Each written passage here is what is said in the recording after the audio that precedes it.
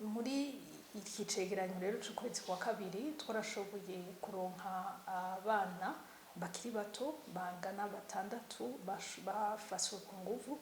Muri abo 6 hakaba harimo abahungu 2. Abandi twashoboye kubona abakenyezi hamwe n'abigeme bishwe. Abo twaba twashoboye kubona yuko mu kwezi kwa kabiri harimo abantu 8 bishwe, muri bo hakaba harimo n'abana bakiri batoya. Twarashoboye kuronka abakenyezi 4 bakorewe bimwe twitwa violence domestique, amabi akorerwa mu ngo. Ugasanga kenshi ayo mabi abakorera uno munsi bigeze aho abashinga ntahe bafata imipanga, bafata ibikoresho usanga vyica vyo mu rugo bakagenda kubikubitisha abakenyezi babo. Twarashoboye kwidentifya abakenyezi 3 babuze irengero ryabo. Hakaba hariho n'abashoboye 2 muri bo twashoboye kumenya iyo bari. Abo nabo bakaba bafunzwe, ariko ugasanga bafunzwe kubera ko bahobwa kuba bari mu mugambwe utandukanye n'umugambi uri ku butegetsi ari wo CNDD-FDD. Icanyuma muri ico cegeranyo twashizemo abana bashoboye gukorerwa amabi.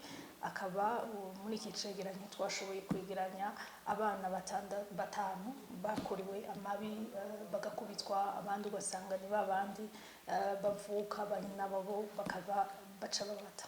Abo bakenyezi bicwa nuvuga yuko bari mu migwi ishika 3. Umugwi wa mbere n'abakenyezi babishwe n'abashingantahe babo. Abo bashingantahe babo bakaba bari mu mbonerakure canke igipolisi c'Umurundi.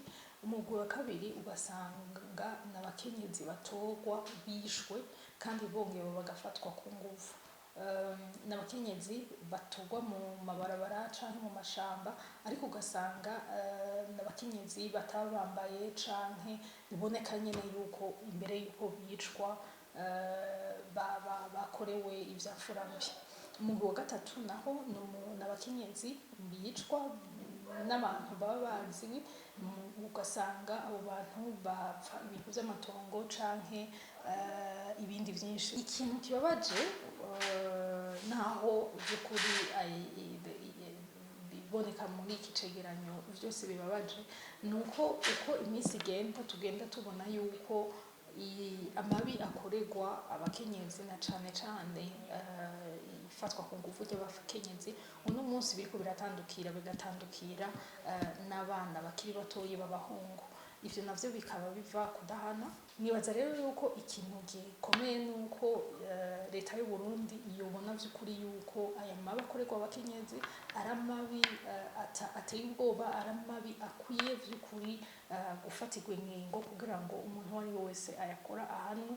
Kandi tukaja no mwisekeza ryo kumvisha abanyagihugu b'Abarundi yuko amabi yose akorerwa abagabo canke abagore canke abana b'abakobwa canke abana b'abahungu ategerezwa guhanwa vy'ukuri kugira ngo Abarundi bashobore kuba mu mahoro.